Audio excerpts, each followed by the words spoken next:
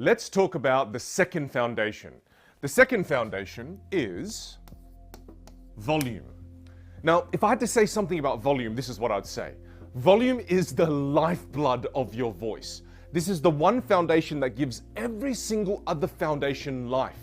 If you use this foundation correctly, you can really grab people's attention and hold their focus. Now, I always look at volume with a scale of 1 to 10. So 1 being very quiet, and then 10 being obnoxiously loud. Sorry if you're wearing earphones. Right now, to give you context, I'm using at about a 7 out of 10. So fairly strong levels of volume. Now, when you're using, say, about a 6 to a 7 volume, the following qualities come across. The first thing is you're going to come across as being more confident. The second thing is you'll come across with more authority.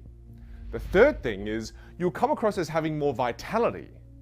And the fourth thing is you'll seem like you believe in the things that you're saying. Look, I'm going to try this just for experiential experience sake. I'm going to drop my volume to about a 3. So I'll give you a level 3 VIN. Here we go.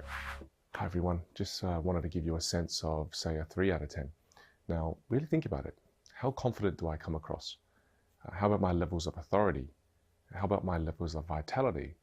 And I'll ask you this as well. Does it seem like I believe in the things that I'm saying if I maintain this default volume? Do you notice the difference? And that's just the difference in volume. Can you see how many wonderful qualities get stripped away the moment I drop my volume? Look, I'm going to show you an example of one of my students, and I want you to see what happens when my student adds more volume. You will notice this one. I think you'll find this one to be particularly inspiring. All right, let's check it out. Here we go. The world ain't all sunshine and rainbows. It's a very mean and nasty world. I don't care how tough you are. It'll beat you to your knees and keep you there permanently if you let it. You, me, or nobody is gonna get hit as hard as life. But it ain't about how hard you're hit. It's about how hard you get hit and keep moving forward. How much you can take and keep moving forward. That's how winning is done. Now, if you know what you're worth, then go out and get what you are worth. But you gotta be willing to take the hits and not pointing fingers saying you ain't where you wanna be because of him or her or anybody. Cowards do that, and that ain't you. You're better than that. The world ain't all sunshine and rainbows. It's a very mean place and nasty place. And I don't care how tough you are. It will beat you to your knees and keep you there permanently if you let it. You, me, nobody's gonna get hit as hard as life. But it ain't about how hard you hit. Give me some quiet now. It's about how hard you get hit and keep moving forward. How much you can take and keep moving forward. That's how winning is done. Now, if you know what you're worth, then go out and get what you're worth. Yeah.